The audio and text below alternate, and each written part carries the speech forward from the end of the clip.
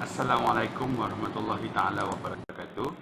Saya Wan Muhammad Azrul bin Wan Arullah, seorang pelajar UUM PACE bagi mata pelajaran pengurusan awam strategik GMGA 3073. Pada hari ini, saya dan rakan-rakan ingin membentangkan hasil kajian kami yang bertajuk Aspek Pengurusan Strategik bagi Syarikat Proton Berhad. Ahli-ahli kumpulan kami terdiri daripada 4 orang, iaitu Encik Muhammad Akmal bin Muhammad Yusof, nombor kad matrik 257937, Encik Muhammad Hamzah bin Ismail, nombor kad matrik 257506, Encik Muhammad Haziq bin Osman, nombor kad matrik 257522, dan saya Wan Muhammad Azrul bin Wan Abdullah, nombor kad matrik 258086. Proton diasaskan oleh Tun Dr. Mahathir bin Mohamad, Perdana Menteri Malaysia yang ketiga. Proton ditubuhkan pada 7 Mei 1983 dengan modal berbayar sebanyak RM150 juta. Penubuhan proton adalah disebabkan oleh impian kerajaan ketika itu mahu mentransformasikan Malaysia sebagai salah satu negara industri di rantau Asia.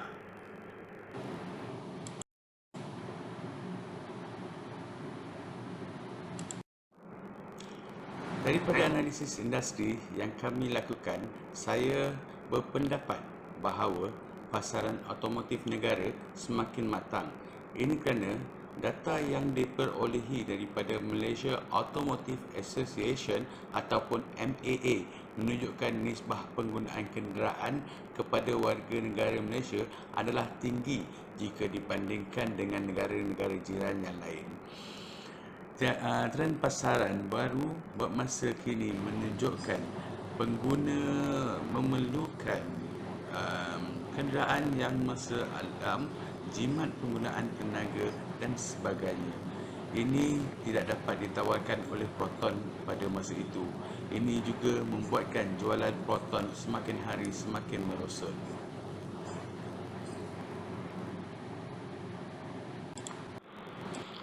Analisis SWOT yang kami jalankan mendapati Proton mempunyai kekuatan dan juga kelemahan untuk bersaing dalam pasaran tempatan juga antarabangsa. Kekuatan Proton ialah Proton mampu menawarkan produk bagi memenuhi kehendak pasaran. Proton juga dikenali ramai, bukan sahaja dalam negara, malahan juga dikenali di luar negara. Kelemahan Proton pula ialah Proton gagal untuk mengawal kualiti terhadap produk yang ditawarkan. Selain daripada itu, pasaran tempatan yang tepu dan juga perlahan juga menjadi penyebab mengapa Proton gagal untuk bersaing dalam pasaran.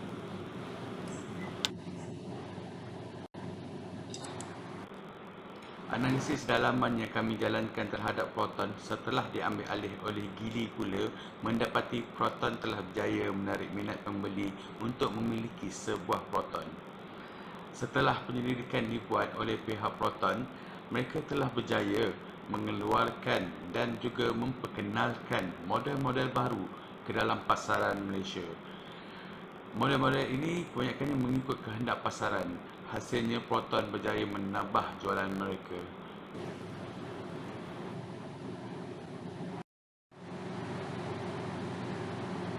Salam sejahtera, saya Muhammad Hamzah bin Ismail, nombor matrik 257506. Seterusnya saya akan membentangkan tentang penilaian dan kawalan.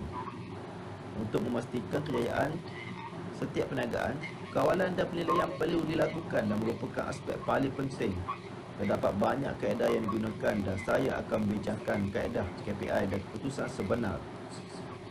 KPI merujuk kepada ungkapan dalam bahasa Inggeris petunjuk prestasi utama, iaitu petunjuk prestasi utama.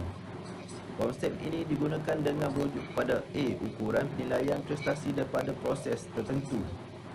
KPI berikut perlu dipantau untuk mengukur prestasi Proton, iaitu memantau dalam bentuk bulanan, suku tahun dan secara tahunan.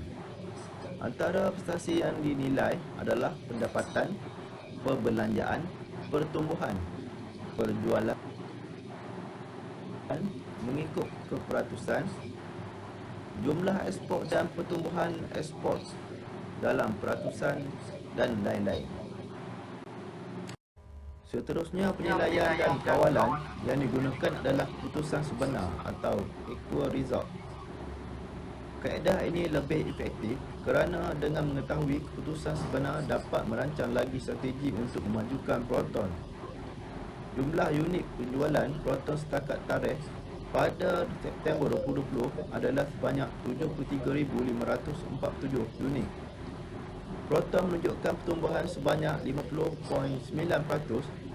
Jadual di slide ini menunjukkan data jualan kenderaan Malaysia untuk jenama 15 teratas untuk bulan September 2020 dan tahun ke tarikh mengikut jenama.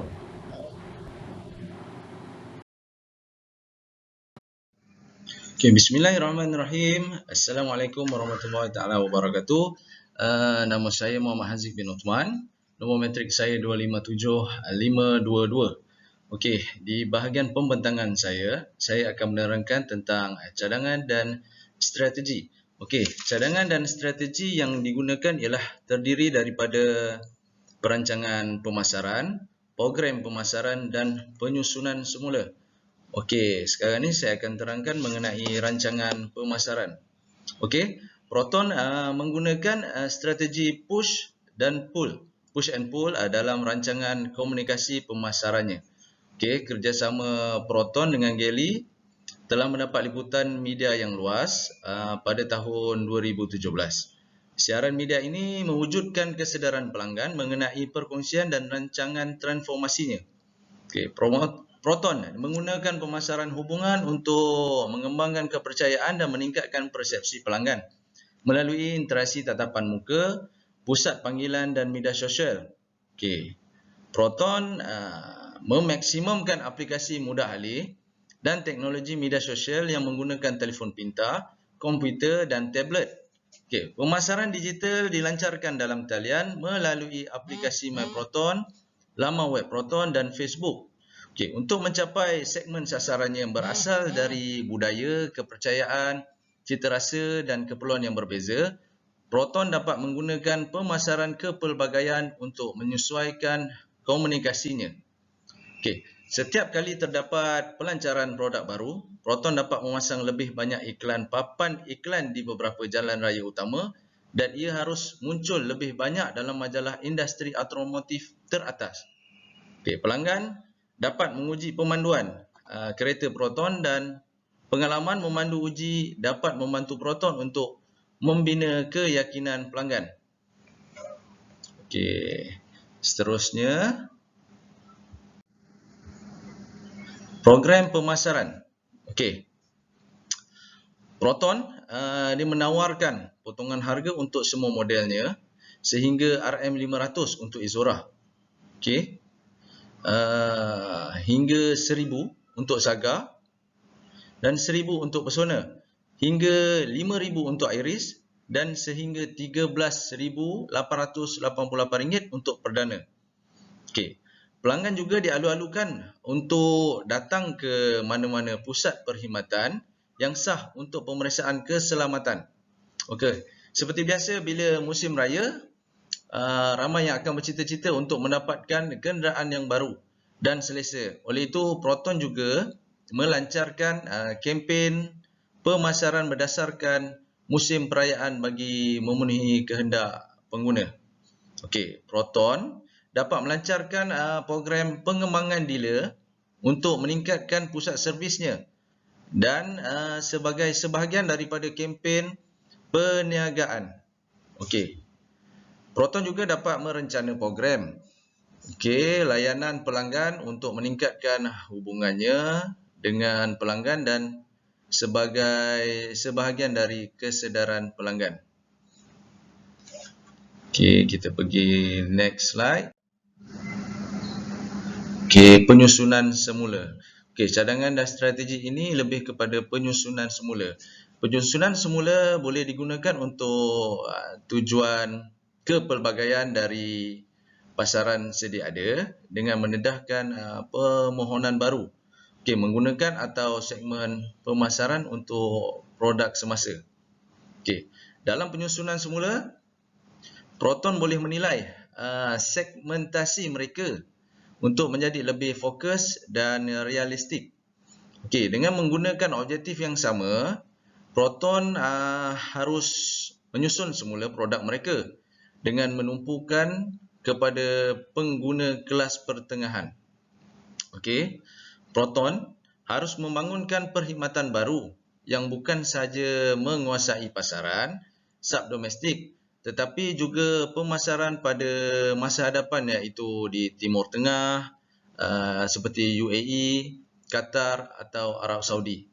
Di samping meningkatkan imej yang baik lebih mengenai industri automotif berkualiti dari Asia. Okey, itu sahaja pembentangan saya. Sekian, terima kasih. Assalamualaikum dan salam sejahtera. Saya Muhammad Akwan Bermat Yusof akan menceritakan kesimpulan mengenai tajuk kumpulan kami. Yang pertama, perancangan keuangan yang strategik. Proton perlulah memperincikan laporan keuangan iaitu mengenal pasti jumlah untung atau rugi bagi menentukan keboleh daya saing Proton dalam pasaran. Selain itu, Proton perlulah membuat penilaian kualiti yang lebih kerap terhadap produktiviti yang dikeluarkan bagi menjamin kualiti produk dapat bersaing dalam pasaran. Bagi perancangan jangka masa panjang, Proton perlulah mengikut perkembangan teknologi otomotif yang terbaru seperti Tesla memaparkan satu keunikan di mana Tesla menghasilkan kereta mesra alam sehingga boleh dipandu sendiri. Selain itu juga pihak Proton perlulah menginovasikan penemuan-penemuan terbaru yang dapat menampakkan Proton dalam dunia otomotif.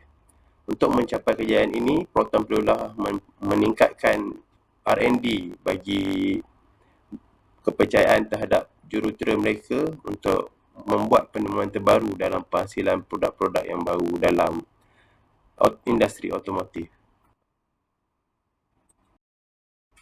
Bagi teknik promosi pula, saya rasa Proton perlulah mencuburi lapangan-lapangan perlumbaan bagi membuktikan kekuatan produk mereka. Seperti yang kita lihat pada satu ketika dulu, kereta Proton Satria dibawa ke dunia rally.